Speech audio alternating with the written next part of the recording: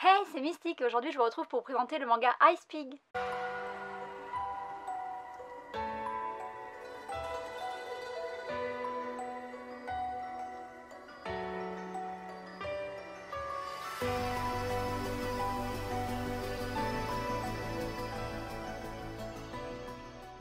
Je vous retrouve aujourd'hui pour vous présenter mon chouchou couverture du mois de mai. J'avais été séduite par cette couverture à la fois douce et sombre avec des couleurs un petit peu pastel, une jeune lycéenne qui mange une glace innocemment, le tout saupoudré de taches de sang. Il n'en fallait pas plus pour me séduire, mais est-ce que j'ai bien fait de me laisser tenter par ce seinen de chez Delcourt Tonkam? Et bien on va voir ça aujourd'hui. Ce manga il a été publié à partir de 2016 au Japon, il est terminé en 5 tomes, en France il a été publié à partir de 2019, il y a 2 tomes de sortie et il n'y a pas de date encore pour le tome 3. C'est dessiné et scénarisé par Asada Yuke qui est l'auteur de Woodstock que j'ai présenté au mois de juin pour la fête de la musique et c'est aussi l'auteur de Toko Zero que j'ai pas présenté mais que j'ai lu et beaucoup aimé. La série est entièrement en noir et blanc, chaque tome coûte 7,99€ et c'est tout ce que je vous dirai pour la présentation. Ren Tajima, surnommé Vespa, est un jeune homme de 22 ans qui habite à Tokyo depuis qu'il a quitté il y a 4 ans son orphelinat à la campagne. Depuis, il habite dans une toute petite chambre et il enchaîne les petits travails pour vivre. De prime abord, on pourrait penser au mieux qu'il mène une vie banale, au pire qu'il est tout en bas de l'échelle sociale et c'est d'ailleurs de cette façon qu'il se décrit lui-même. Mais s'arrêter sur ce genre de préjugés serait dommage puisqu'on mettrait de côté deux choses importantes, deux choses qui le caractérisent, les deux choses qu'il aime le plus au monde, sa liberté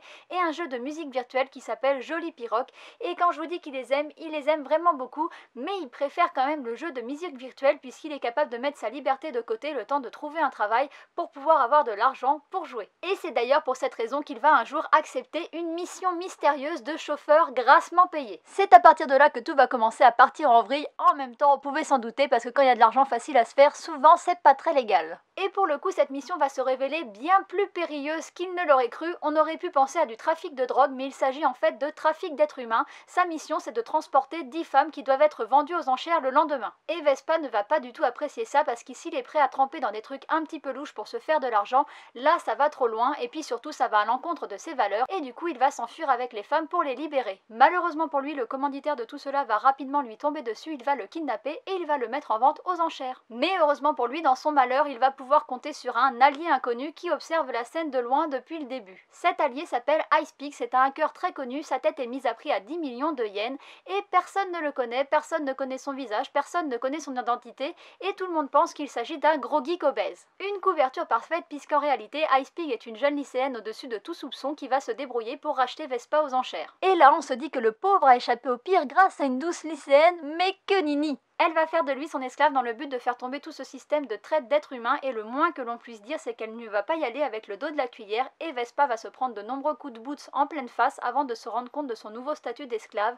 Et si vous avez envie d'en savoir plus, il va falloir lire le manga. Le verdict pour ce manga est vraiment très bon puisque c'était exactement ce à quoi je m'attendais. Déjà au niveau de dessin on retrouve parfaitement le style graphique de Asada Yuke. Je trouve qu'il a une patte graphique particulière et bien reconnaissable et personnellement je l'aime beaucoup. On se retrouve dans un univers underground assez sombre et je trouve que l'ambiance glauque est bien retranscrite par les dessins. Et c'est pareil pour les émotions, je trouve qu'elles sont très bien retranscrites aussi bien au niveau individuel avec des émotions comme la terreur, la peur ou la surprise qu'au niveau collectif dans des scènes où il y a un petit peu de la liesse ou de l'hystérie, c'est aussi très bien fait. Les scènes d'action sont elles aussi bien foutues et dynamiques, bref je l'ai déjà dit mais moi j'adhère parfaitement à ce style de dessin. Pour l'histoire j'ai pas du tout été déçue, elle est vraiment originale, elle est dynamique, le rythme est soutenu, les personnages sont assez bien développés et c'est important pour une série qui se termine en seulement 5 tomes. Je trouve la thématique de la traite des êtres humains vraiment très intéressante et originale. Moi pour l'instant j'ai pas lu beaucoup de mangas qui en parlent, on en parle un peu dans La Cité des Esclaves ou dans Gambling School mais c'est plutôt axé sur la thématique du jeu et pas de la critique de la société, mais là c'est vraiment une critique de la société et je trouve ça bien foutu de l'avoir mis avec le côté hacking parce que ça fait penser au dark web et au côté le plus sombre de la nature humaine. D'ailleurs si vous avez des titres à me conseiller dans ce genre là, je suis tout à fait preneuse, n'hésitez pas à me le dire en commentaire. Concernant les personnages, ai-je réellement besoin de vous dire que j'adore Ice Pig, elle est vraiment badass, c'est un vrai génie, bref une femme forte comme je les aime. J'aime le fait qu'elle n'ait pas peur de prendre des risques et puis c'est un véritable crack en informatique. Son petit défaut par contre c'est qu'elle est complètement inadaptée socialement à cause de son passé et du coup il y a quand même une grosse progression de ce personnage dans le manga et j'ai hâte de voir la suite. J'aime aussi beaucoup le personnage de Vespa qui est un marginal avec une vie très chaotique entre magouille et baston, mais à côté de ça c'est un électron libre qui a un grand sens de la justice et qui croit beaucoup dans les valeurs qu'il défend et il est prêt à tout pour les défendre et ça j'aime beaucoup. Un truc que j'ai un petit peu moins aimé par contre dans sa personnalité c'est son côté geek fan du idol. J'ai trouvé que ça correspondait pas forcément au personnage, peut-être que l'auteur a voulu lui donner un petit côté décalé, ça justifie le fait qu'il ait besoin d'argent dans le tome 1, mais je trouve que ça colle pas du tout à sa personnalité, à ses valeurs, etc. Et du coup, je trouve ça un petit peu dommage, peut-être que l'auteur aurait pu trouver autre chose, parce qu'en plus on en entend parler dans le tome 1 pour justifier son besoin d'argent, mais après c'est vraiment mis de côté.